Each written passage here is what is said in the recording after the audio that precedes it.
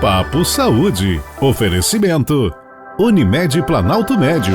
Aqui tem cuidado, aqui tem propósito, aqui tem Unimed. Instituto Mederi. Acesso à saúde através da pesquisa clínica. Olá, boa noite. Sejam muito bem-vindos ao nosso Papo Saúde desta quinta-feira. Que bom ter todos vocês aqui para a gente compartilhar um pouco de conhecimento sobre o sono e a qualidade de vida. Esse é o tema do nosso encontro de hoje e a gente vai falar um pouquinho agora de noite, né? Já começa a dar aquele soninho, a bater, né? Aquela vontade de ficar deitado embaixo das cobertas, embora o clima esteja bom para dar uma caminhada. Mas sempre, né, desce o sol, começa aquela vontade de dormir, começa a acalmar os ânimos. E é sobre isso que a gente vai falar um pouquinho hoje, sobre o sono e a qualidade de vida. E quem vai bater esse papo comigo aqui na NGTV é o Dr. Tiago Simon, ele que é médico do sono. Seja muito bem-vindo, Dr. Tiago, ao nosso programa de hoje. Obrigado, Alessandra. Obrigado a todos. E para a gente começar esse nosso bate-papo, aquela pergunta tradicional, que imagino que as pessoas saibam, mas ao mesmo tempo não saibam o que é. O que é o sono? Bom, o sono era uma pergunta que a gente não tinha muita resposta até um certo tempo atrás.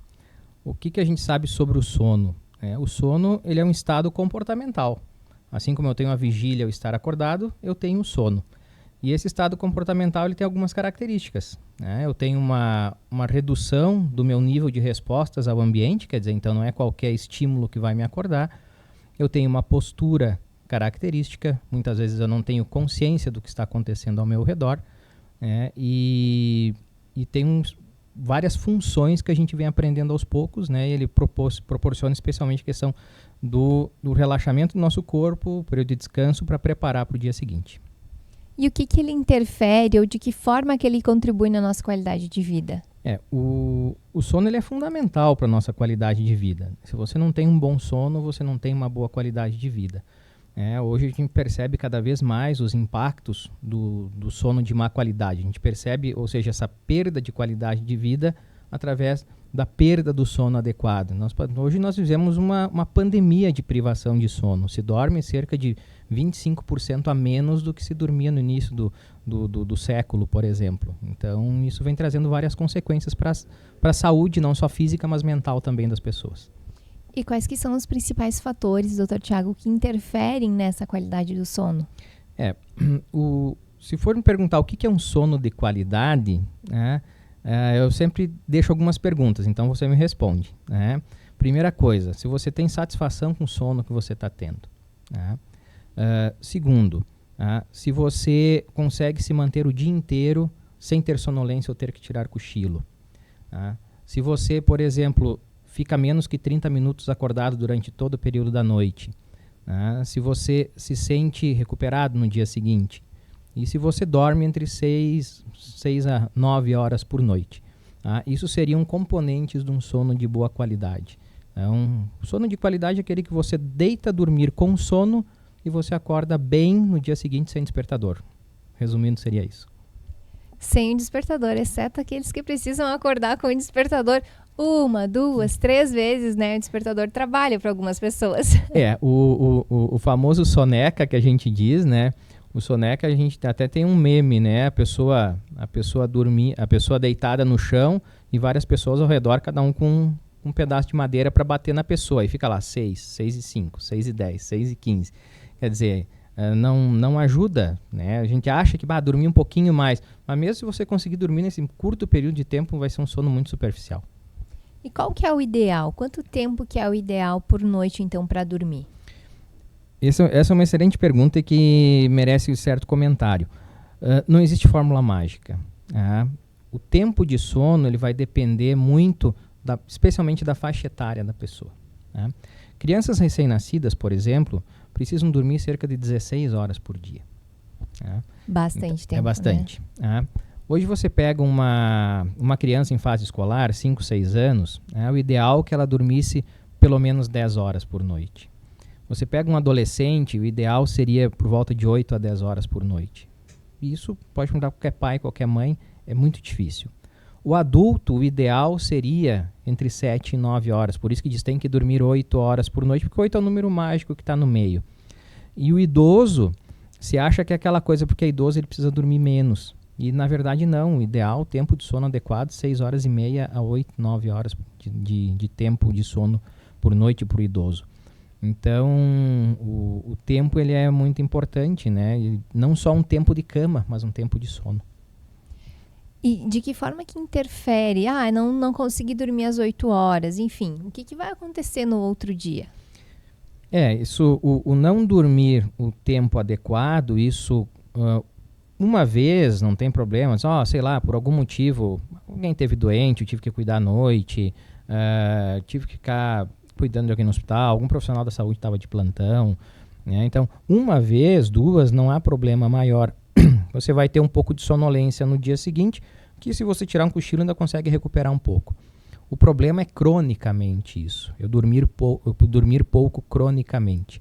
Né? Então, é a mesma coisa que eu tenho a minha conta do banco e cada dia eu vou lá, vou tirando um pouquinho, daqui a pouco eu estou no negativo. E eu não vou conseguir repor essas horas de sono.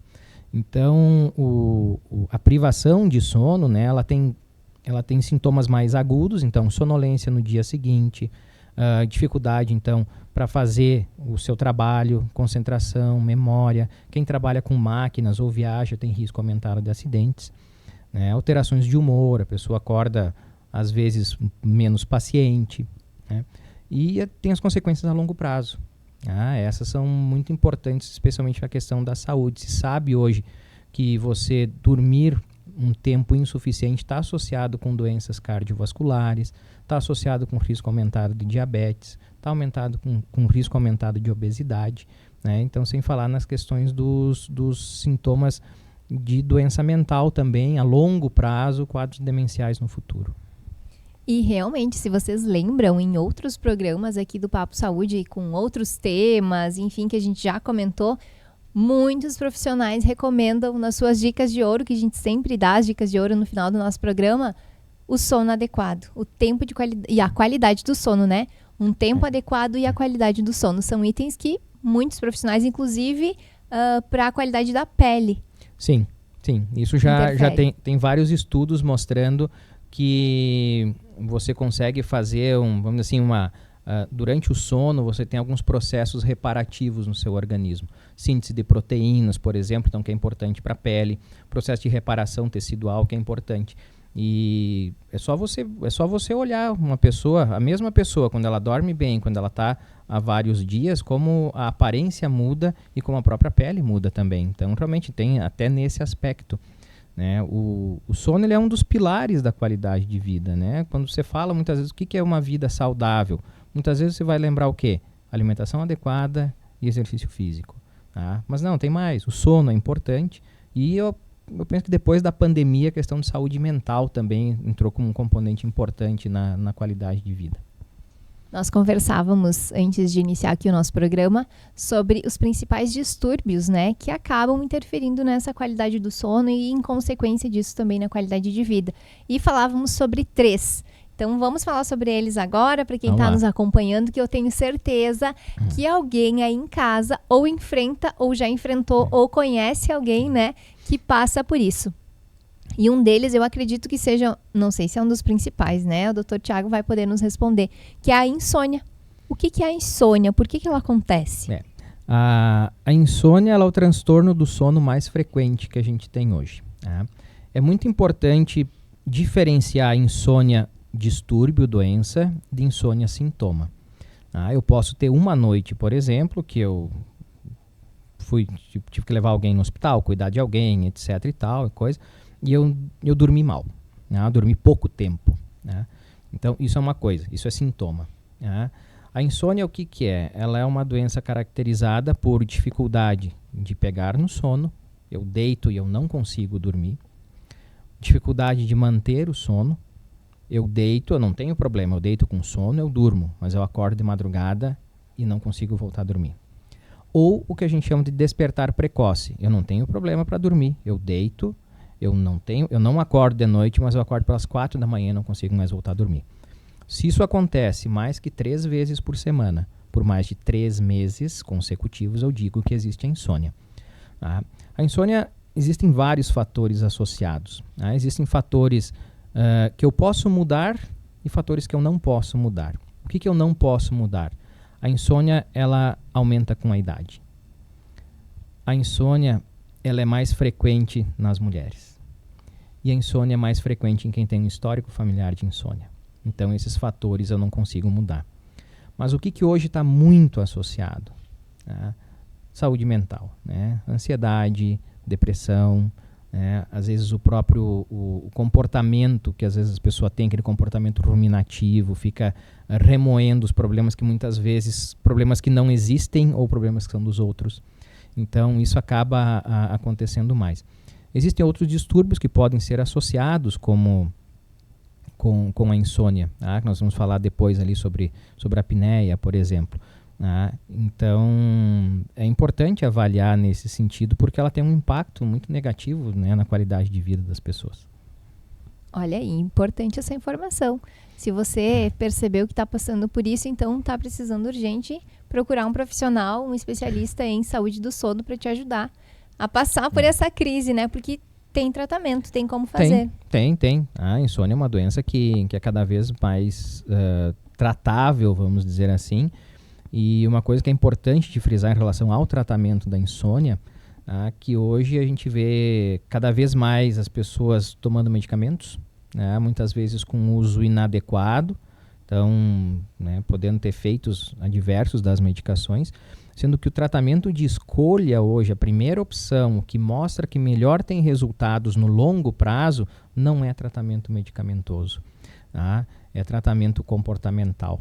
Então, existem protocolos já, que a gente chama de terapia cognitivo-comportamental para insônia, que envolve uma série de técnicas que eu posso usar para a pessoa organizar o sono dela, criar uma rotina, ajustar horários, ajustar crenças, práticas mente-corpo para poder induzir resposta de relaxamento, para poder favorecer o início do sono. Então, todos esses componentes estão associados, né, nesse protocolo, né, que hoje vem ganhando, mostrando que tem cada vez mais benefícios. Nós falávamos no último programa, inclusive, da última quinta-feira, sobre a questão da medicação, da automedicação, que muita gente toma remédio para dormir e remédio para acordar. Perfeito. Então, já deu para perceber que tem outras formas, né? Sim. É aquela coisa, não é uma pílula mágica que vai resolver, que isso muitas pessoas acreditam, que vai tomar o remédio e vai resolver o problema da insônia. A pessoa, ela até pode dormir, né? Mas o que está causando a insônia dela não está resolvido. Então, por isso que muitas vezes é importante essa abordagem quando a pessoa vier com essa queixa da dificuldade, você poder abordar. Porque muitas vezes, além disso, podem ter até questões ambientais mesmo, né? Eu moro num local onde tem um bar na frente ali que fica funcionando a madrugada inteira, eu não consigo dormir. Ou, né, que também é uma coisa comum, eu não consigo, até consigo deitar, eu durmo, mas eu acordo, eu não consigo voltar a dormir porque quem está do meu lado ronca muito. Então, precisa entender esses fatores para poder ajustar todo o contexto. Derruba da cama.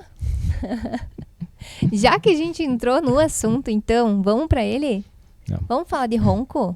Vamos lá. O que é o ronco? Por que ele acontece? Por que tem tanta gente que ronca? Primeiro de tudo, né? Roncar não é normal. Hoje se normaliza o ronco. Roncar não é normal. O ronco em si, ele é o quê? Ele é o ar, a passagem do ar quando eu durmo por uma via aérea que está mais estreitada. Então é um ar que passa com dificuldade. Então ele fica batendo na parede da via aérea, que fica mais amolecida, mais relaxada quando eu durmo e produz esse barulho que é muito desagradável.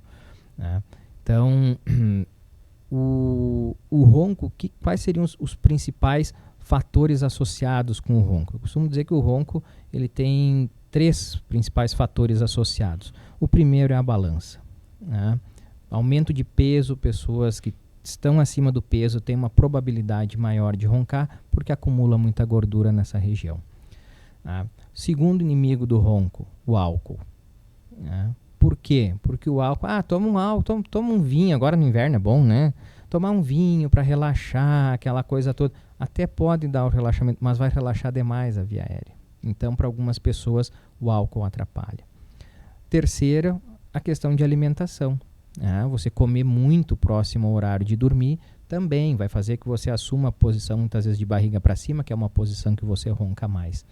Né? Então, esses são os principais fatores. E alguns outros associados, né, que é questão também de medicamentos. Né? Então, você usar algumas medicações que são usadas para insônia, para você dormir, né? Os famosos faixa preta, eles podem estar associados a ronco. Né? Algum relaxante muscular vai relaxar mais a musculatura também. Então, sempre é importante, quando avaliar isso, né, se tem esses componentes associados, para poder fazer uma boa avaliação. Eu ia perguntar agora, como que faz essa avaliação? De que forma que é feita? Isso. O ronco em si, né, ele muitas vezes está muito associado com a questão da apneia do sono. Né? O ronco é o ar que passa com um pouco de dificuldade na via aérea. A apneia do sono é quando a via aérea fecha. Tá? Então o ar não passa, então a pessoa não respira. Ela não respira durante a noite, toca a sinetinha aqui no cérebro, tem que acordar porque tem que respirar. Aí o cérebro manda um estímulo, abre, contrai essa musculatura da via aérea e a pessoa passa a respirar. Isso pode acontecer N vezes durante a noite. Então a gente costuma dizer que é um espectro. Tá? Nem todo mundo que ronca tem apneia, mas praticamente 100% das pessoas que têm apneia, elas roncam. Então o ronco é a ponta do iceberg. Tá? Então o que eu vejo, o que eu percebo é o ronco. Às vezes tem a pessoa que percebe, fulano para de dormir, tem que estar cutucando, virando para o lado, etc. Tá? Então como é que a gente avalia se é só o ronco mesmo ou se tem apneia também? Tá? Então existem hoje exames que você pode avaliar isso. Né? O exame mais comumente utilizado é o que a gente chama de polissonografia. Tá? Então é um exame que você vai monitorar o sono do paciente. Tá? Ele é o exame assim, padrão para a maioria dos distúrbios do sono, especialmente os distúrbios respiratórios. Então, a apneia do sono, dependendo do caso, né, o exame diagnóstico, a polissonografia, ela pode ser feita no laboratório do sono, então a pessoa vai dormir num local onde é monitorado em tempo real, etc. E hoje a gente tem formas mais abreviadas de monitoração, dependendo se é um paciente que tem um risco muito alto de ter apneia, existem monitorações que podem ser feitas no domicílio, inclusive. Então, hoje com a questão de inteligência artificial e tudo isso vem progredindo bastante. Então é importante essa avaliação para mim dizer sim, é só ronco, eu tenho apneia, é uma apneia leve, é uma apneia moderada, é uma apneia acentuada. Existem outros componentes além da apneia, porque a partir daí, de todas essas observações, poder oferecer a melhor opção de tratamento. E em relação à apneia, tem um tratamento que é específico? Depende muito. Tá? O ronco simples, né, só o ronco mesmo, muitas vezes você consegue com medidas comportamentais. Eu estou acima do peso, eu vou reduzir o peso. Eu estava bebendo álcool, eu vou ajustar com álcool. Né? Você pode pedir, às vezes, o auxílio de um dentista, que pode ser confeccionado um aparelho que você coloca na boca na hora de dormir. Você pode ter o apoio de um fono, que vai fazer exercícios. A gente costuma dizer que bota essa musculatura aqui na academia, né, para fortalecer essa musculatura e não ficar tão relaxado durante a noite. E a apneia depende muito, né? Dependendo do contexto, por exemplo, apneias que são causadas por obstrução da via aérea. Por exemplo, criança que tem amígdala adenoide muito aumentada. Neste caso, tratamento cirúrgico é uma boa opção. Né? Paciente muito obeso. Tá? Hoje vem ganhando cada vez mais evidência o tratamento da obesidade e o impacto disso. Né? Saiu um estudo recentemente com uma medicação que está para ser aprovada no Brasil, que chegou a reduzir em quase 50% o índice de apneia de pacientes obesos. Não chegou não curou, mas melhorou muito. Então, você controlar esses fatores é importante.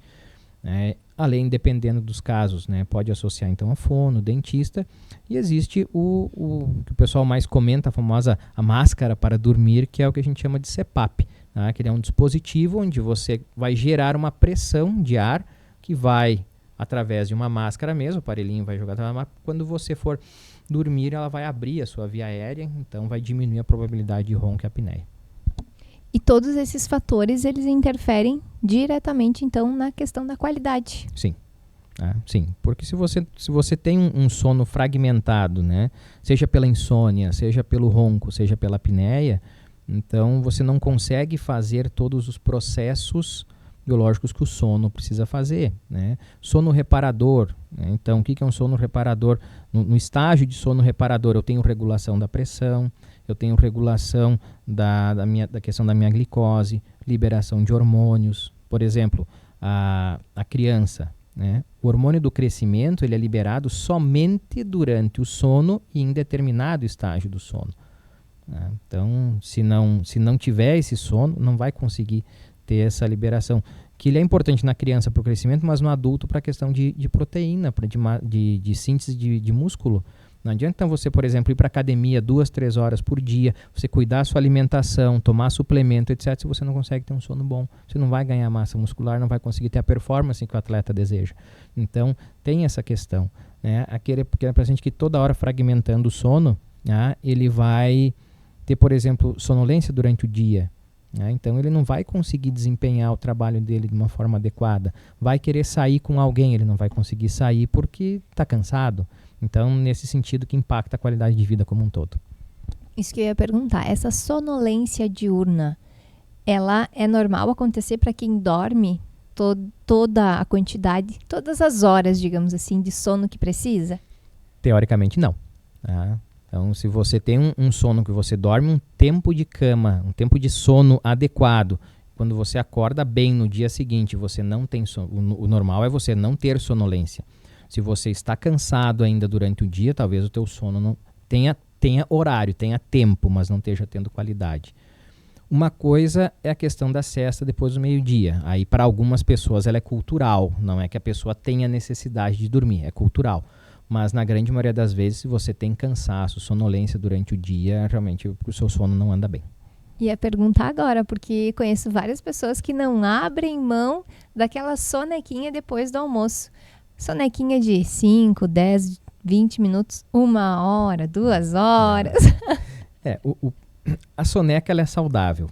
Né? Hoje, cada vez mais você vê, além de ser uma coisa cultural, aqui para nós, um pouco talvez nem tanto, mas na fronteira é mais cultural, ela se mostra realmente que tem benefícios. Né? Tem benefícios na questão de aprendizado, né? Tem benefícios então, na questão cognitiva, tem benefícios na questão de disposição. Mas o que é uma soneca adequada? Até 30 minutos. Mais que 30 minutos, você corre o risco de aprofundar muito o sono e de você acordar no sono mais profundo. Aí você acorda e... Peraí, tipo assim, acorda, onde é que eu estou? Que horas que é? Que dia que é? Você perde muito a noção de tempo e espaço. Então, o sono mais curtinho, até 30 minutos, que fica mais aquele sono superficial, só para dar aquela descansadinha mesmo, é o mais adequado, mais indicado.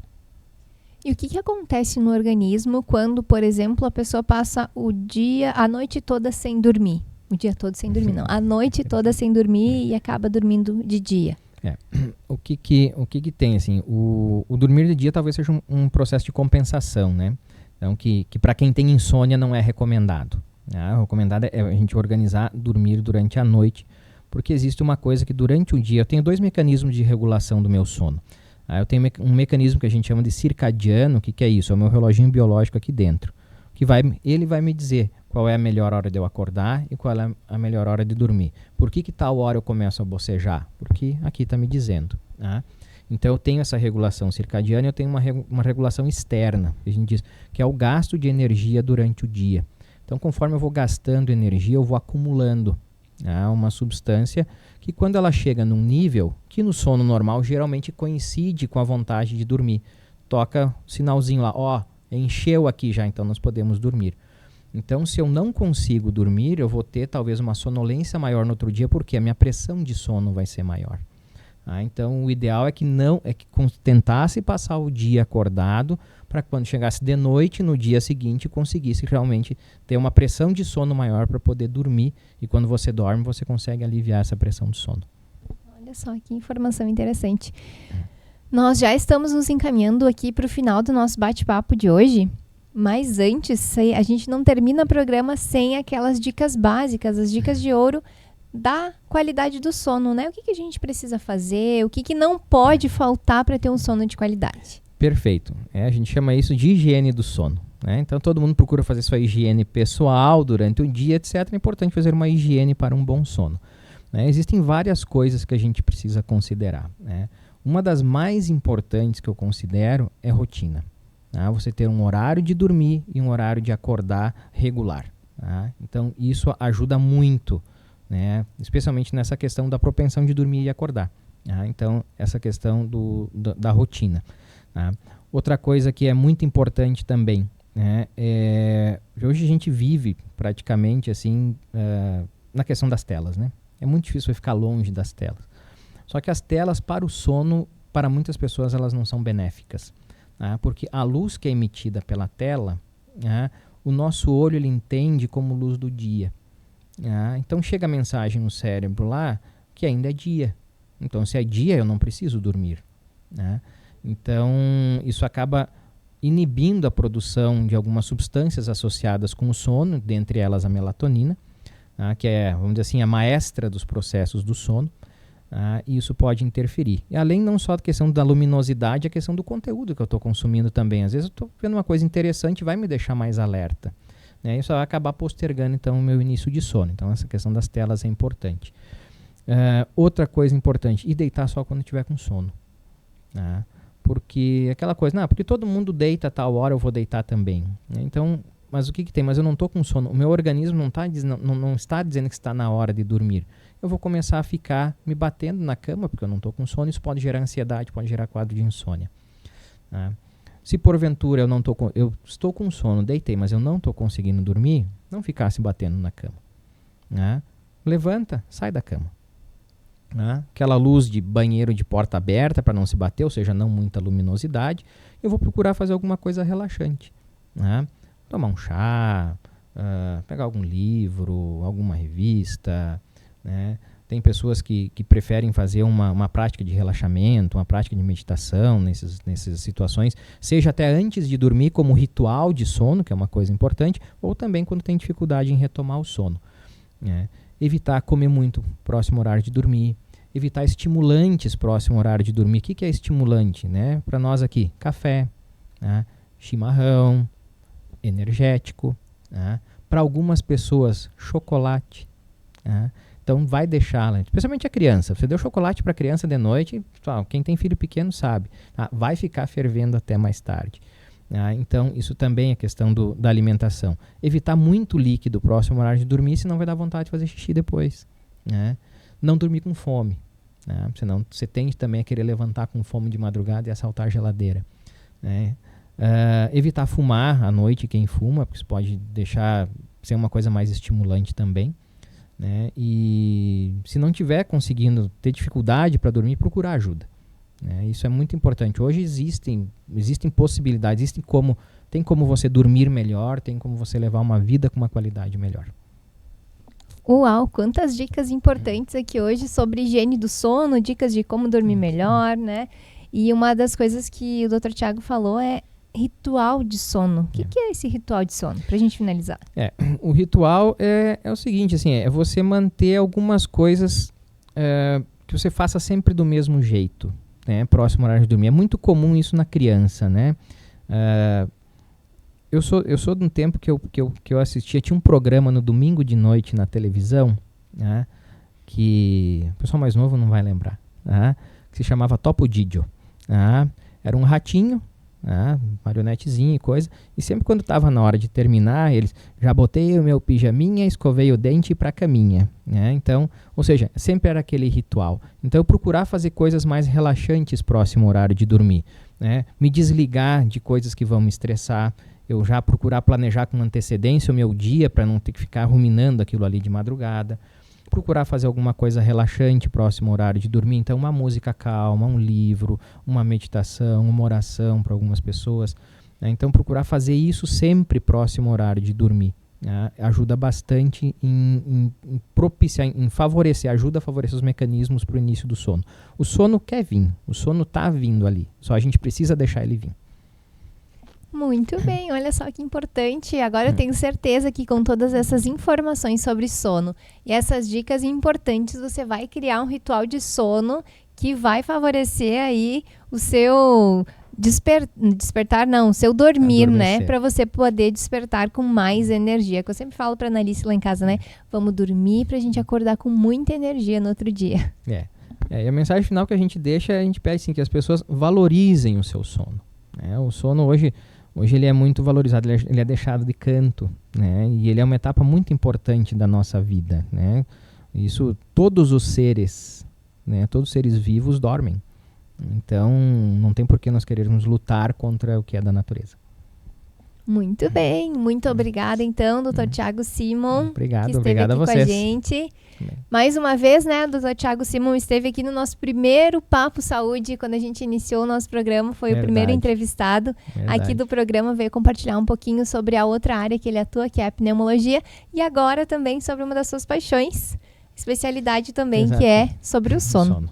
Muito obrigada mesmo. Obrigado a vocês. Quero agradecer a cada um que acompanhou o nosso Papo Saúde de hoje, a nossa equipe técnica, claro, aos nossos parceiros, apoiadores, os patrocinadores, a Helena da Só Flores, que faz os nossos arranjos de toda semana, e a equipe do Redson Cabeleireiros, que toda semana me recebe com muito amor e carinho para fazer a produção aqui, para estar com vocês aqui no Papo Saúde.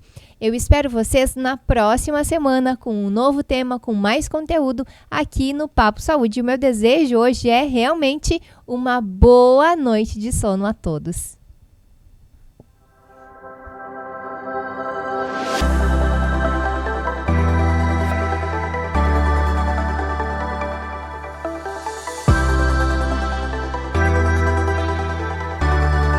Papo Saúde. Oferecimento Unimed Planalto Médio. Aqui tem cuidado, aqui tem propósito, aqui tem Unimed.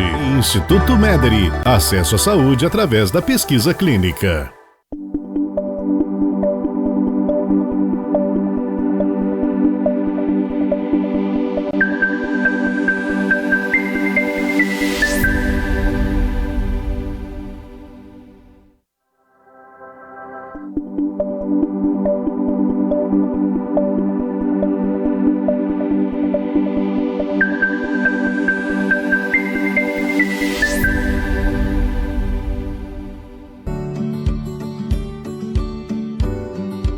Seja na forma de prevenção, reabilitação ou promoção à saúde, a fisioterapia trabalha para melhorar as funções do corpo, proporcionando melhora na qualidade de vida frente às limitações de cada paciente. Através de exercícios práticos realizados com auxílio de caneleiras, faixas elásticas, bolas e demais técnicas, tratamos diversos problemas decorrentes de processos inflamatórios, degenerativos e traumas, melhorando a capacidade de movimento e fortalecimento, sempre observando as particularidades de cada indivíduo. A coordenação motora, força, flexibilidade muscular e funções cognitivas garantem maior independência e conforto nas atividades diárias, práticas esportivas e também para as gestantes no momento do parto.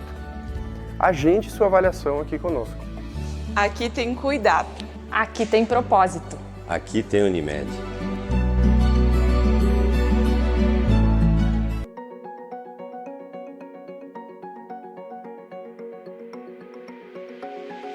O Instituto Mederi, localizado em Passo Fundo, é um centro de referência em pesquisas clínicas, estudando novos tratamentos para diversas doenças. Contamos com uma equipe altamente capacitada para oferecer conforto e segurança a todos os pacientes. Atuamos em todas as áreas terapêuticas, oferecendo acompanhamento médico e tratamentos gratuitos. Seguimos rigorosamente as normas nacionais e internacionais de pesquisa. Participar de um estudo clínico no Instituto Mederi é contribuir para o avanço da ciência. Instituto Mederi. Acesso à saúde através da pesquisa clínica. Entre em contato para mais informações.